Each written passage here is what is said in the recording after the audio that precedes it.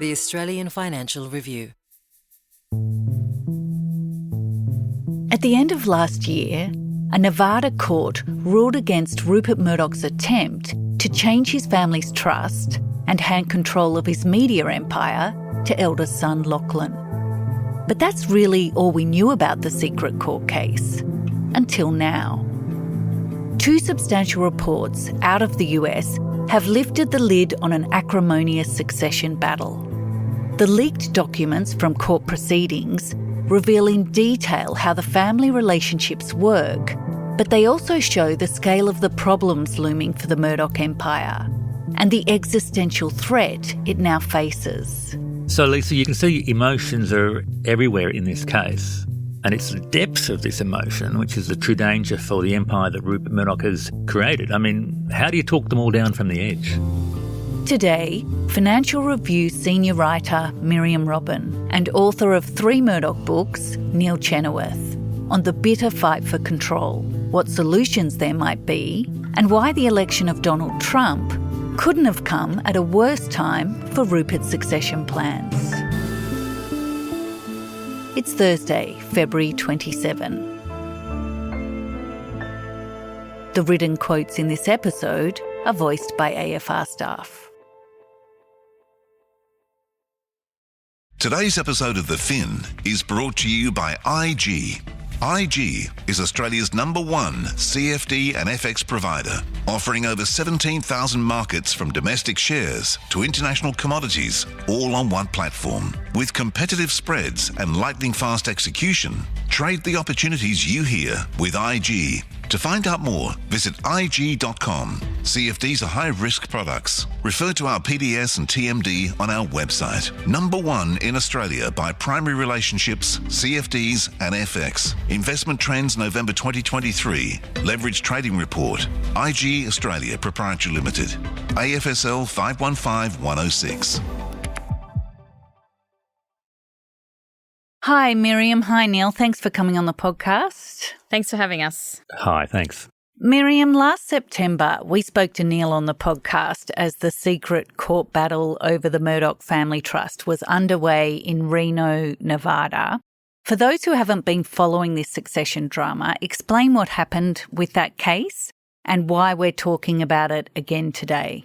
We're talking about it again today because of some really extraordinary journalism and media manoeuvring that's gone on in the past couple of weeks. Media mogul Rupert Murdoch's youngest son James has bared all in an explosive interview. The articles laid bare the internecine family dispute in excruciating detail. And it all follows the conclusion of that case in December last year when a judge ruled against an attempt by Rupert and Lachlan Murdoch to amend the terms of the family trust to give Lachlan Murdoch full control of the family voting bloc in the case of Rupert Murdoch dying. When Rupert dies, or if the trust ends, which it's now due to do in 2030, we've learned, Lachlan is, without his father, outnumbered by his younger siblings who control the other 75% of the voting shares in the trust. So Rupert wanted to give Lachlan all the power, and he took the matter to a Nevada courtroom to push through these changes. He had to convince a judge that this was to the benefit of all the beneficiaries and not just Lachlan, and this was unsuccessful. Real-life succession battle for Rupert Murdoch's media empire has ended with a Nevada court denying the billionaire's bid to change a family trust and give control to his eldest son. James, Elizabeth and Prudence welcomed the decision, saying that they hope to move beyond this litigation. So the case was held in closed court, but 3,000 pages of transcripts were leaked to the New York Times, which published a detailed narrative-style account of what led up to this trial, all of the things said at the trial, a blow-by-blow account of how this family navigated these extraordinary events. Around the same time, The Atlantic released a long-form feature piece with James Murdoch. He really goes into, I guess, his history of troubles with his brother and his father, and attacks both of them. He portrays his father as controlling and his brother probably as a bit cold. And the two works, they came out on the same weekend, and they were just volleys in this ongoing power struggle within the Murdoch family. So, Neil, we were aware of some of the divisions in the Murdoch family, in particular the battle between the two sons, James and Lachlan, but this latest reporting has given a much more detailed picture of the intra-family relationships. Where do the fault lines lie? What have we learned? I've been following the Murdochs for 35 years, and these two stories are perhaps the most groundbreaking stuff that I've seen. It's a major reset about how we understand the future of the most powerful media empire in the world. And why is this unhappy tale so important? I mean, for years there have been reports about troubles in the Murdoch family. Well, these accounts now confirm it all and shows that actually whatever we thought, the truth was far more bitter, more angry, the sense of betrayal so much deeper than anyone knew. So the road that led to this court case in Reno last September began the year before in November 2023 with Rupert flying to London to tell first Prudence and then Liz that he's stripping their power in the family trust to give Lachlan total control, in effect wiping out the voting stake that Liz, Prue and James had in the trust. And they're shocked. After the court case challenging the changes to the trust last September, and before judgment was handed down, James, Liz and Prue wrote their family about their upset, their shock, their sorrow and grief, and they said, "We're asking you with love to find a way to put an end to this destructive judicial path so that we can have a chance to heal as a collaborative and loving family." And 2 days later, Rupert replies that he's read his children's court testimony twice over, quote, "Only to conclude that I was right. Their lawyers should talk to his lawyers if they wanted to talk further," and he signs off, Much love, Dad." So there's Prudence, the daughter of Rupert's first marriage. She's 12 years older than Lachlan. In the past, she's been reported to have been a little resentful of her younger, more glamorous siblings. She told Rupert that he couldn't treat her and Liz like his assistants and warned about what might happen if he didn't reconsider. Quote, "You've already lost one son, and you could well lose two daughters over this." there's this cameo of Rupert sending Prue flowers for her birthday just before the trial. And she writes to thank him, but says she doesn't think he realised how much he'd hurt her. And Rupert writes back saying, "Nonsense." Liz is 56. She's once described as the smartest of the Murdoch kids, the best candidate to succeed her father. But by 1999, at least, I think she'd realised this was never going to be enough because she wasn't a male. In Reno, she testified about the proposed change to the trust. She pleaded for another solution that would take everyone's wishes into account. And Rupert says this isn't possible. James is unsalvageable. He says that James will bend Prudence and her to his will, and Liz fires back, "Do you think I'm a f***ing moron?" At the same time, both daughters' feelings for their father run very deep. A friend was reported to say of Liz, "She's terrified of Rupert dying mad at her." And then there's James. His future, I think, was decided by being born 15 months after his brother, and that has shaped him. No matter how he tried to impress his father, no matter how many years he spent in the family business, with some spectacular successes as well as some disasters, he could never match the appeal of Lachlan in his father's eyes.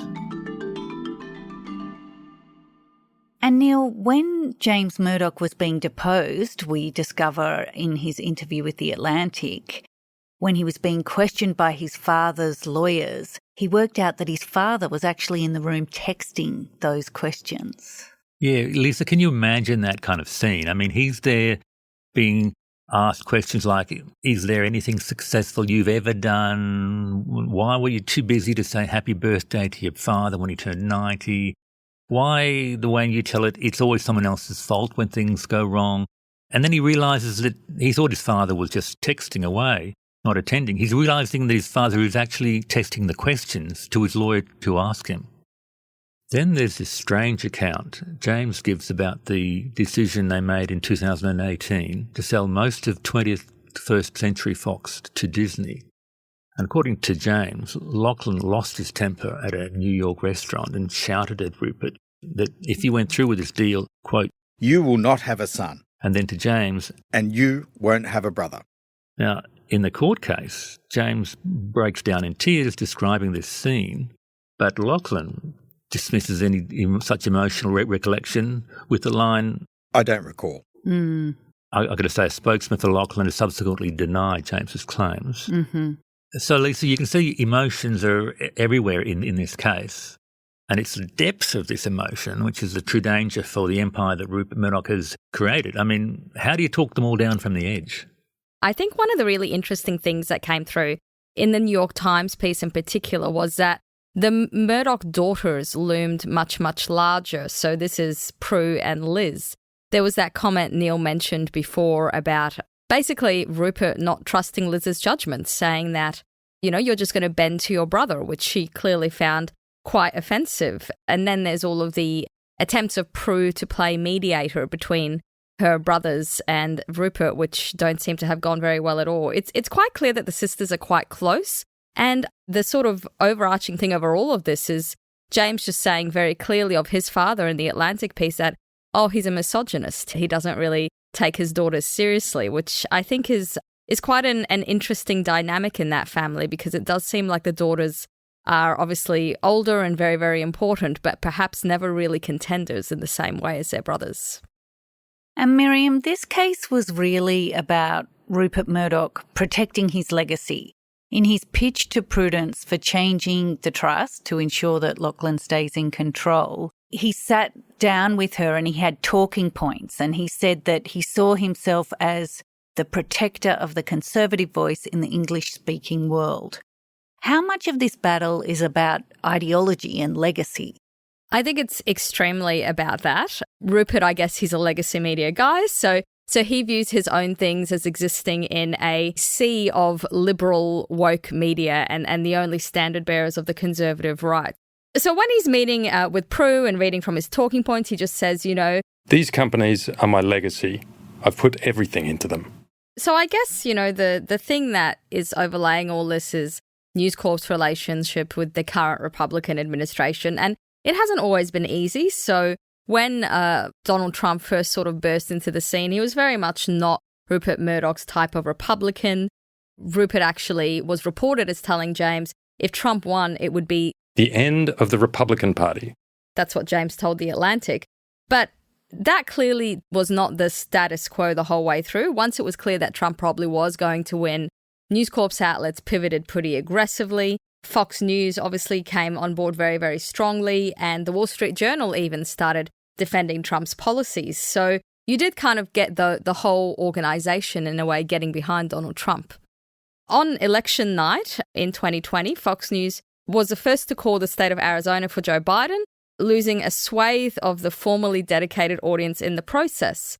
So promoting election denial in the weeks after that helped bring some of these viewers back, but it came at a cost.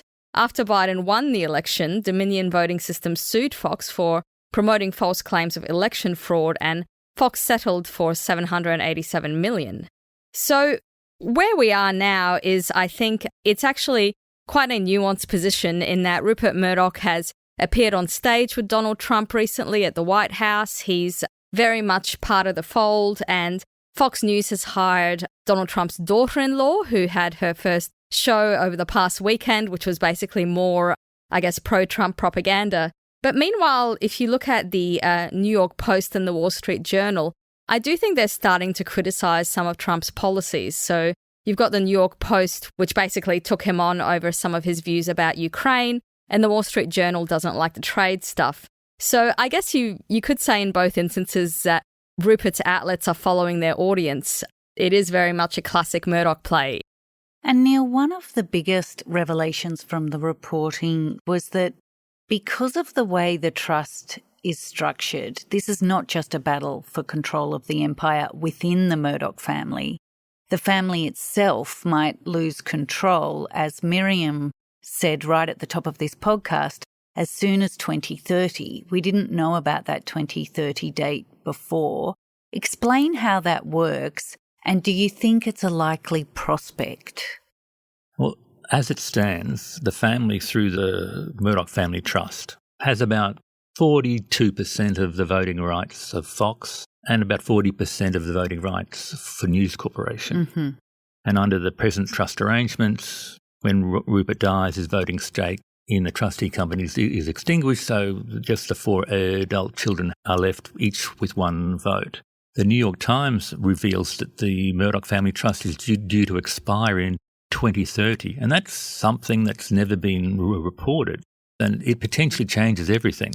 When the trust expires, it will distribute its assets to the 6 chief beneficiaries, all in equal shares. That is, to Lachlan, to Prue, to Liz, to James, as well as to their stepsisters Grace and Chloe Murdoch, Rupert's children with Wendy Deng.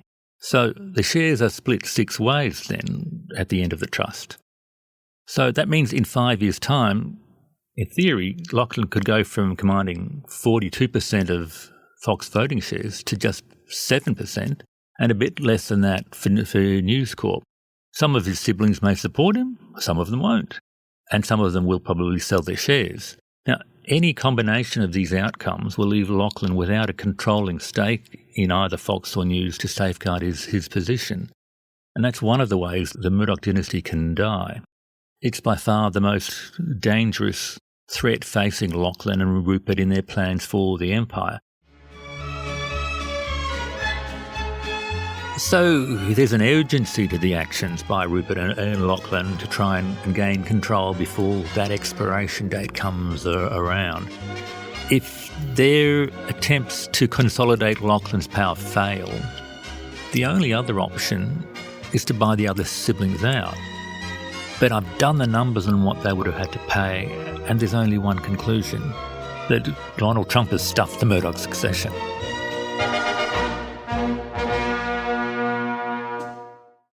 Today's episode of The Fin is brought to you by IG.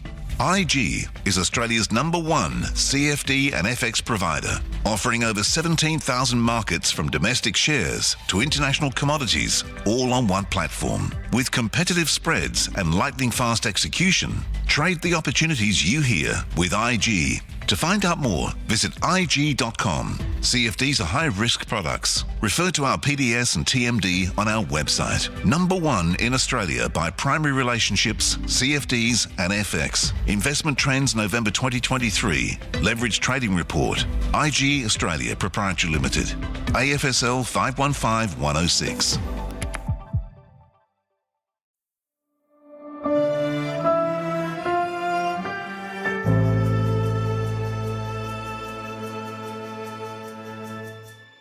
Neil, we're talking about the Murdoch succession battle and new revelations that the family could lose control of the empire by 2030 because of the way the trust is structured. One option is for Lachlan to buy out his other siblings, but you've run the numbers on how much he would have to pay and come to the conclusion, as you say, that the election of Donald Trump for a second time has potentially stuffed Rupert and Lachlan's plans. Explain why. So when it comes to family fights, this isn't the Murdochs' first rodeo. Back in 2005, when Rupert unilaterally decided to include his young daughters, Grace and Chloe, in the family trust, he had a revolt by the 4 adult siblings. And he resolved the conflict with some compromises and by giving everyone a heap of cash. Mm-hmm. The 6 of them split $900 million in cash and shares. So the most obvious solution to the current conflict is to take out the checkbook and buy James, Liz and Prudence out. And that's what Lachlan tried to do back in 2019. That was when most of the 20th Century Fox assets were sold to Disney, and each of the children received about $2.1 billion in Disney shares. Now, James, Prudence and Liz were happy to sell their remaining interest in News Corp and Fox to Lachlan. Everyone would be happy, but it didn't work. Now, I've run the numbers on what it would have cost Lachlan in 2019 or 2020 to buy out his 3 adult siblings. The market value of James, Liz and Prudence's stake back then was about US $2.3 billion. Mm-hmm. And Lachlan offered them half of the market price. Rather than $2.3 billion, he'd given just, say, 1.15. The 3 siblings said, that's not enough. And Lachlan said, well, your shares are locked up in the trust until 2030 and you've got no control over them, so they're worth less. So in 2020, the talks resumed and now Lachlan was offering to buy out James, only James, at 60% of the market price, and James said no. And that's where it stayed. And each year, The expiry date for the trust in 2030 loomed closer, and James, Liz and Prue's bargaining position has become stronger. Now, fast forward to today, and again, the obvious solution to the conflict is cash. Lachlan and Rupert need to buy out James, Liz and Prudence from the family trust. But here's where it gets complicated because of Donald Trump. Fox shares have been on an absolute tear. It's driven by several factors, but the biggest one is Fox News, which in January recorded the highest ratings in its history. And that's all because of Trump. Last September, their Fox B stock was $36 US. Now it's up almost 50% to more than 53. And that's really bad news for Lachlan because the price of any family buyout has become sky high. So in total, the current bill to buy his 5 siblings out at market price is a whopping US $6.8 billion. So that's up from 2.3 back in 2019 or 2020. Yep. And I don't think that he can swing it. The bottom line is that Lachlan could have solved this problem 5 years ago. Now he can't afford to buy them out. And I guess the fascinating and telling historic parallel here is that to this chapter of the drama, Rupert himself didn't own the empire he'd built from his father's bequeathment. So remember, we're dealing with the third generation of the Murdochs, really. So the empire was started by Keith Murdoch, bequeathed to Rupert and his sisters. And Rupert actually had to buy out his own siblings in the early 90s. So at the time, he took advantage of News Corp's stock price. So he offered them 50% of the share price to be paid over 6 years, and that's how the deal was done. Lachlan has almost taken a page out of his father's playbook. He has, and the way that James Murdoch seems to have described these dynamics to The Atlantic is that in Rupert's conception of the family empire, quote, the empire takes precedence over the family. So, Miriam, Lachlan is left with this $6.8 billion problem, which Neil has just said he can't probably afford to buy out his siblings. It sounds very much like an episode of the Succession TV series, which is loosely based on the Murdochs. And that TV series came up during the case in Nevada. Tell us about that. So I'm always kind of like a little hesitant to compare the Murdochs to Succession because I think real life is so much more fascinating and stranger than fiction, really. But I think it's interesting that the two do cross over, and that comes out in the transcripts that run in the New York Times. So basically what happens is towards the end of that fictional series, the family patriarch of a media company dies and it's chaos. There's no plan. It's very unexpected. The siblings don't know what to do. So essentially, it seems that Liz's representative is actually like, well, we need a plan for what happens. So he writes what he calls the succession memo, a note to Liz to come up with a plan. What happens next? The 3 siblings meet in a London hotel room, and their father is not at this meeting. Neither is Lachlan. And the 3 siblings are meeting clearly in a private room in secret. There's a lot of intrigue about why they would be doing that. Clearly the suspicion is they're plotting in some way, maybe plotting to remove Lachlan. So I think it does feed into all of the distrust that underlies everything that seems to be happening with this family at this point. But they say they were just trying to figure out what to do with their father should he ever die. And it actually comes up in the trial, and Rupert is asked, well, what did you think of the fact that they were planning for this? And he's pretty unimpressed. So clearly, if it was a functional family, he would have been in the room, but he wasn't. A final question for both of you. With life imitating art, imitating life, what would the writers of the TV series Succession take from the latest developments? What do you think will happen from here? One of the interesting things we've learned, or that's been re-emphasised, I guess, in the last few weeks, is that between the 2030 trust deadline and the fact that Rupert Murdoch is getting older, this can't stay like this forever. There will have to be some sort of resolution, or if there isn't a resolution, that'll force changes in of itself. So if we were to just assess the state of play now, I think it's very clear that Rupert is very determined that he wants his eldest son, Lachlan, to succeed him. I think that is a difference from the fictional Succession universe. where the patriarch there decided to instead sell the whole company to someone who he thought was perhaps more entrepreneurial than his 4 children. So you've got Lachlan Murdoch being put in this prime position. He's the one that's dealing with investors, that's dealing with fund managers. And every time I speak to those people in Australia, I do sense that there is a lot of support for Lachlan. There's a lot of support for the company's current strategy, more support than there is, say, for the siblings and any of their corporate plans. So I think the fact that he is the one in control now and the one that's building that reputation and setting that corporate strategy, that is quite a strong position for him, you know, in the time when the trust expires or his father dies. But of course, his siblings do also have these large stakes, and if they were to sell them to someone else or to band up together, that is, I guess, something he's going to have to resolve. So money can't solve their problem for them, and court cases can't either. If there's going to be a continuing Murdoch empire, they're going to have to work it out between themselves. And there's no grand plan, which indeed promises rich pickings for another season of Succession of who's talking to who and everything else. I reckon the thing about families that stop talking is that they don't stay frozen like that. They actually continue to drift apart. But if there is another health crisis, or Rupert gets divorced, or there's another disaster, it's also possible, I'd say even likely, that Liz and Prue will rally around, that they will want to reconcile with Rupert in some form. A lifetime of loving and trying to impress their larger-than-life father, it's difficult to walk away from. It just is. I mean, look at Kerry Packer's relationship with his father, Frank Packer. Most families don't want parents to die with ill feelings between them.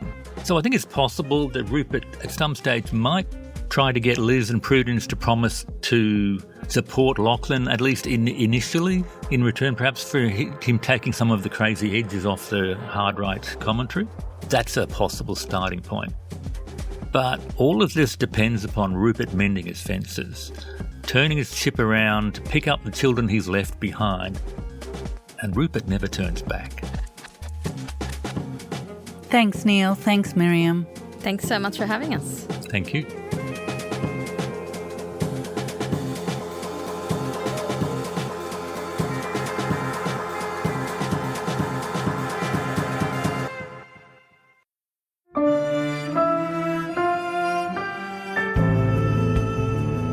Thank you for listening to The Fin. I'm Lisa Murray, with Financial Review senior writer Miriam Robin and author and Murdoch expert Neil Chenoweth reporting today.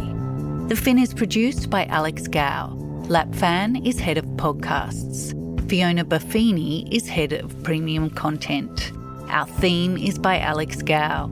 If you like the show and want to hear more, follow us wherever you get your podcasts, and consider rating and reviewing us as it helps others find us. And just a heads up, once the federal election campaign kicks off, The Fin will be releasing a special weekly podcast. Every Tuesday, I'll be joined by political editor Phil Curry and our other Canberra experts to break down the big issues. If you want to be ahead of the game, send us in your questions for the political panel. Email thefin@afr.com.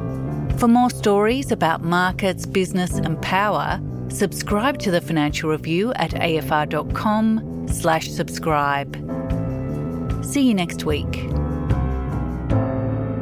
And a special thank you to AFR staff for voicing the Murdoch quotes in this episode.